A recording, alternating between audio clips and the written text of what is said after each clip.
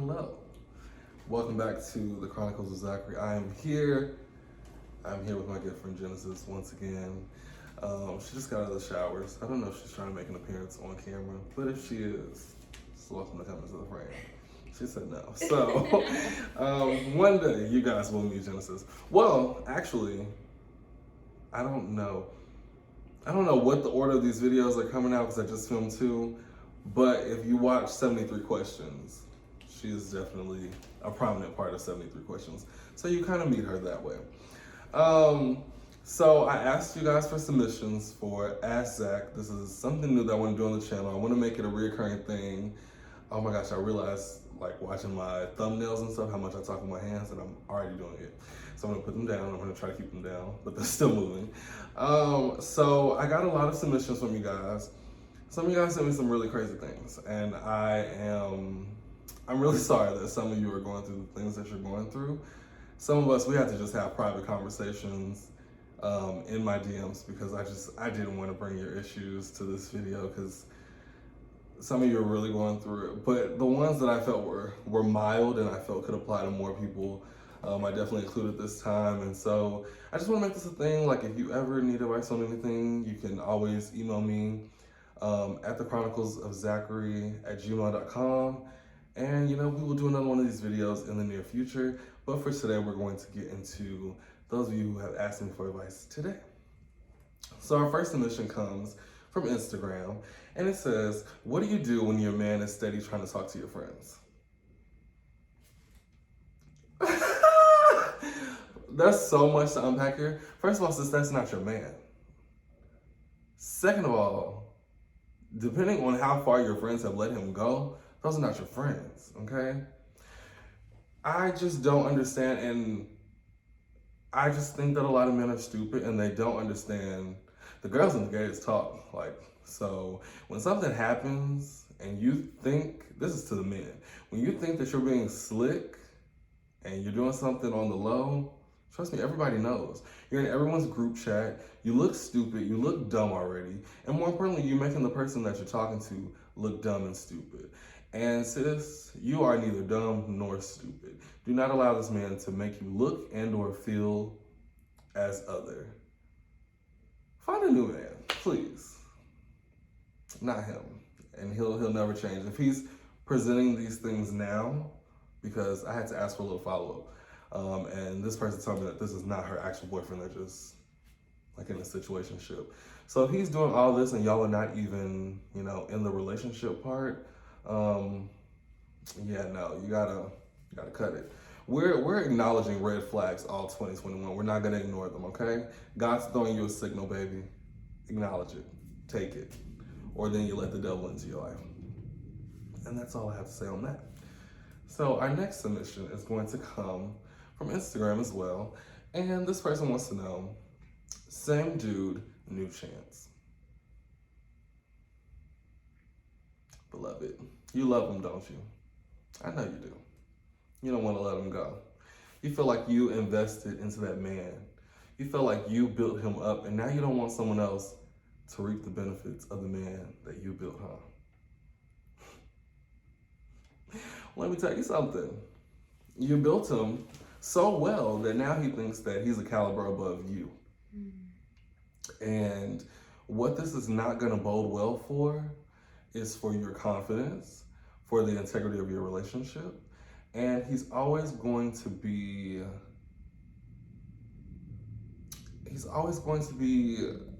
wandering other places. Nothing's ever going to change. Things may be better for a little while, but then it'll go back to whatever you were putting up with that made you, have to leave him again.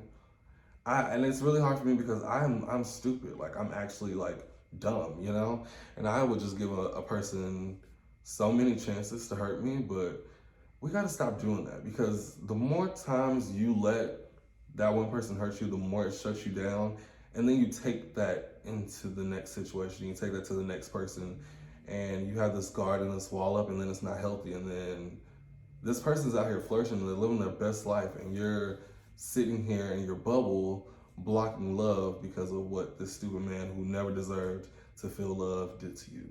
So do not give him a new chance, okay? How about you find new man, new chance? Love yourself, Queen. Please. I need you to. That's I'm gonna check up on you. Yes, I know who you are. I'm gonna check up on you in a couple months, and it's just y'all. These are our 20s, and if you don't have a child, what are you doing? If you're not married, what are you doing? Let that man do what he needs to do. You know, our 20s are for us to do dumb things. And, you know, some people are just not ready to date and settle down, and that's fine. But we have to acknowledge that when we see that in people, like, for real. These are your 20s, these are your best years. You'll never be as hot as you were today. And don't let this man waste it, because obviously he doesn't deserve it and he doesn't realize what he has. So, next! Okay, so our next question comes from Instagram as well, and it says, I really like this guy, but I don't want to be in a relationship with him, and I also don't want him to be in a relationship with anyone. Now, sis. Now, sis. Sis. These men have an issue being faithful when they are in the relationships, and you're expecting that of him when he's not in the relationship.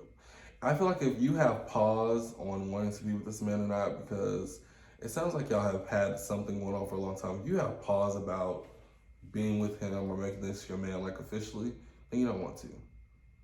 And if it's a thing where you just want it to be sex, then say that. And let that be respected, and let him marinate on that and decide that's something he wants to do.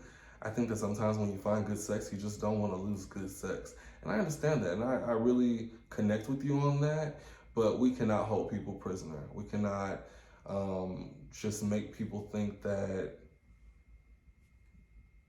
you know, it's okay to be in these situations where we're really not gaining anything, and we're just ultimately wasting each other's time. Because what if you tell this man not to date anyone because you're like, oh no, like, you're not supposed to be with anybody else, you're my man, blah, blah, blah.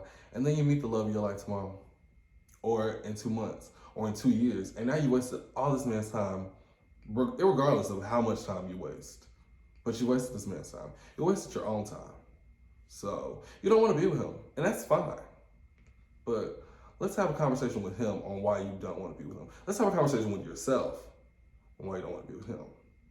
It's fine. But we see each other. I've been there before. Okay.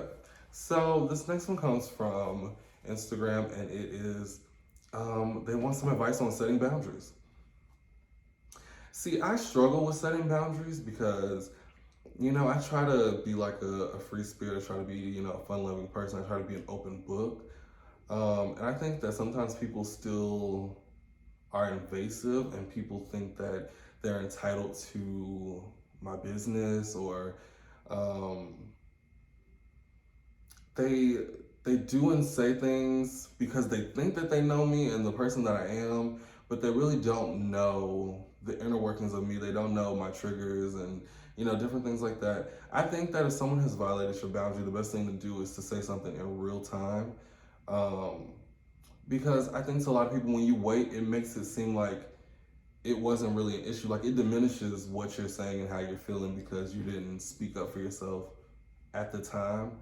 I know it's very hard to have those conversations. It's very awkward, especially when it's, you know, like, you know, your family or your friends. But closeness does not equal full access. Like, a good relationship does not just equal you being able to emotionally take advantage of me whenever you feel. So I would just say making sure that you're communicating in real time is the most important part of setting boundaries. And after you have that initial conversation, I know that a lot of times people will still violate my boundaries, and then I'm like, okay, well, I'll tell you again. At a point, you really have to realize if someone's not going to respect your boundaries, they're just not going to respect your boundaries. And so if it's something that you're constantly having to have a conversation about, then I think that you need to reevaluate that person's position in your life, because ultimately they don't care about you and the things that you need to be emotionally okay in yourself and in that relationship. Like, your boundaries are for you, but they're also for other people so that you bring positive things to your relationship so that you can be present and you can feel like you are in a reciprocal relationship, no matter if it's your significant other, your family, or your friends.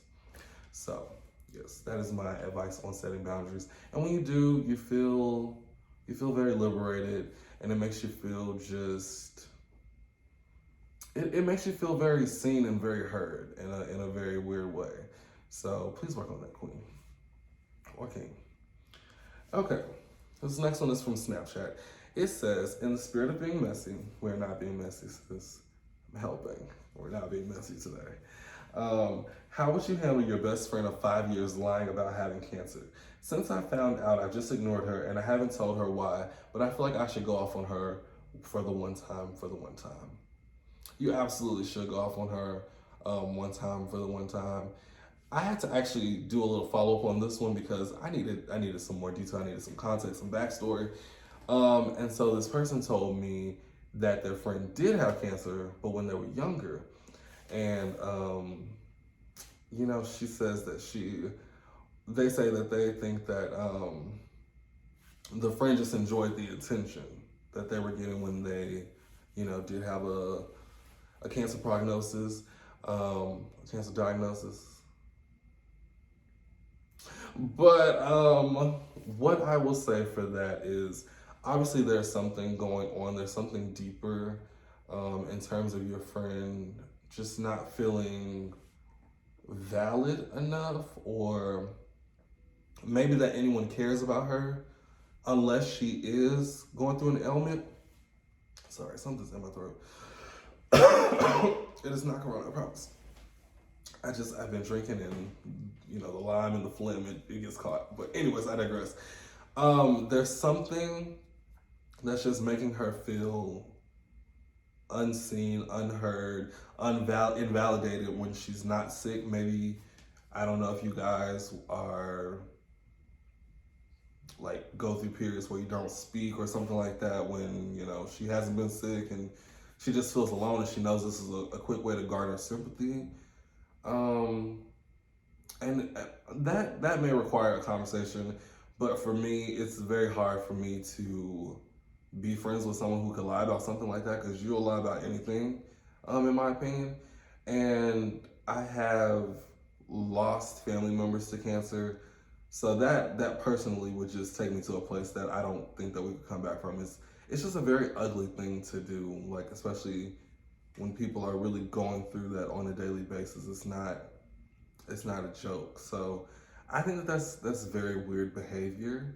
But I do believe that ghosting is not right.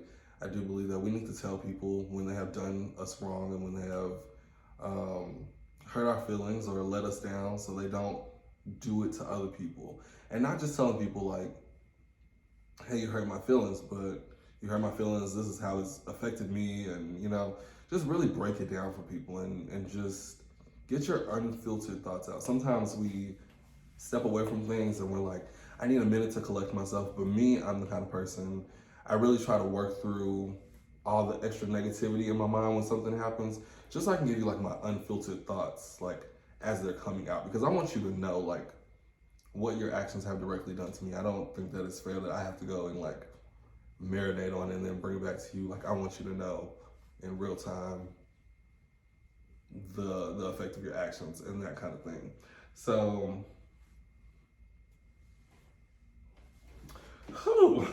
okay, we're gonna move on. Our next submission is from Snapchat, and it says, "My best friend and I have this really good guy friend, and we think, almost know, is gay, but he dates women. What type of signs let you know that a man is gay and just afraid to admit it? Like, how do you know a man is DL by just talking with him?" You don't. You do not, beloved. Gay people are not monolithic. Like, they come in all shapes, sizes, whatever. I do think that I've learned this myself, because, I do have a tendency, and I'm working on it, of just, believing men are gay. I know I've had some experience with DMM, but like every man is not gay, and there has to be. We are pushing for a world where men are expressive of their emotions and their feelings, and open to expressing their femininity if that's something that they want to do, and then we're also ridiculing them for doing so. So I think that we cannot have it both ways. I personally prefer it better where we are just allowing everyone to feel their emotions and their feelings freely.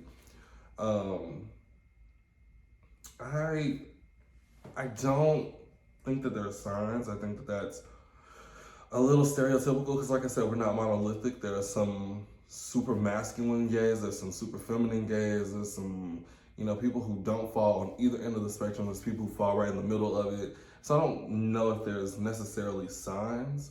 But what I will say is that if you really feel so passionate about it and it's something that you feel like your friend is not living their best life, I think that just fostering an environment where your friend feels comfort in sharing the innermost workings of their soul and their being with you is what needs to be worked on, because maybe there's not bread.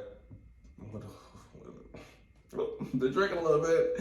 Maybe you guys just don't have the levels of intimacy in that relationship to where they feel comfort. And again, I'm not saying that like your friend is gay because of behavior that you feel you see, but if that ultimately ends up being the case, then maybe this is why it's taken so long for him to say something. But I will say you run the risk if you do have that conversation and ask them of really alienating them, really offending them, and pushing away a good friend. So I think that you just have to give those things time. Um, I know for myself back in the day, I think that a lot of people speculated and a lot of people made comments, and the comments don't do anything to make you more ready to come out of the closet, because you're like, I haven't even come out. Y'all are already talking, like y'all are already running your mouths, y'all are already being, hurtful and offensive. So, like I said, just fostering some kind of space for positivity and openness is what I think should be worked on. So we're gonna get into a question that kind of ties into this from Instagram, and it says, "Can you have a gaydar if you yourself are not gay?" The short answer, no, because even as a gay man, my gaydar has been wrong at times, and again, it just goes into everything I was saying. There are stereotypes attached with being gay, but the stereotypes don't make them reality. Just as with any marginalized group. And so I'm, again, really working that into my brain so that I am not, contributing to that culture and that narrative. Yeah, but I just, let people be what they're gonna be, and it'll all work out in the end. I, especially going back to that last question, like, unless, you just know that this man has a soulmate out there, then leave it alone. He happy. If the women he's dating are happy and they don't, have an issue with it, then, you just have to let people live their lives and mind their business for as long as they want to do so. So that is what I have on that. Okay. And we're going to move on to this one, which is from Snapchat. It says, "Am I questioning my sexuality, or do I just not like my partner?"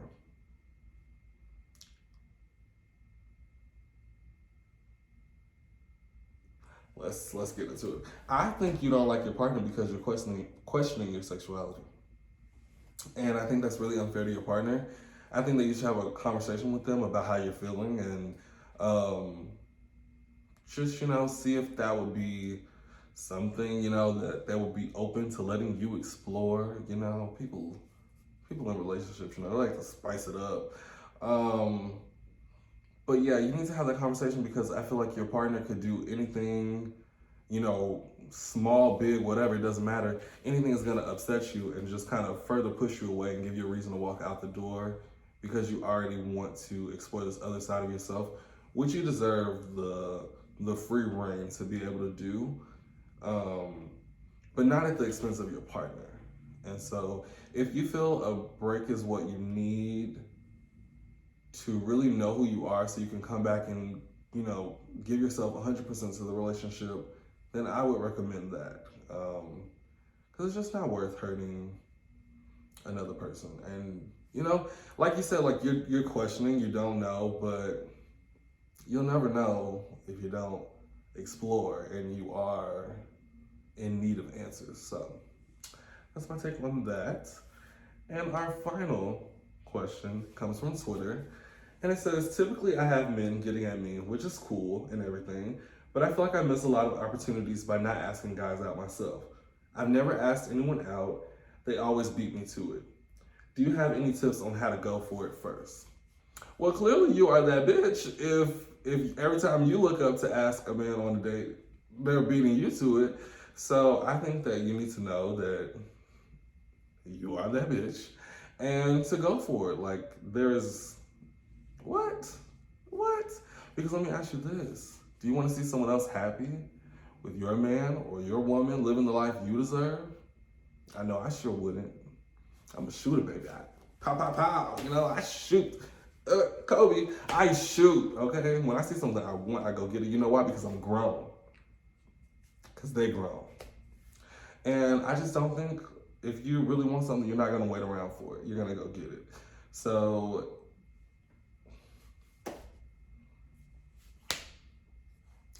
tell that man you want him. Tell that girl you want her. And let's call it a day, okay? Because clearly, getting attention and getting people in your DMs is not the issue. Getting the people you want, maybe so. And I understand that. But maybe they shy too. Everybody can't be shy. Somebody has to take the first step. So you just sometimes got to trust yourself and take the leap of faith and do it. So I'm wishing you well. I want to thank everyone who submitted something for Ask Zach.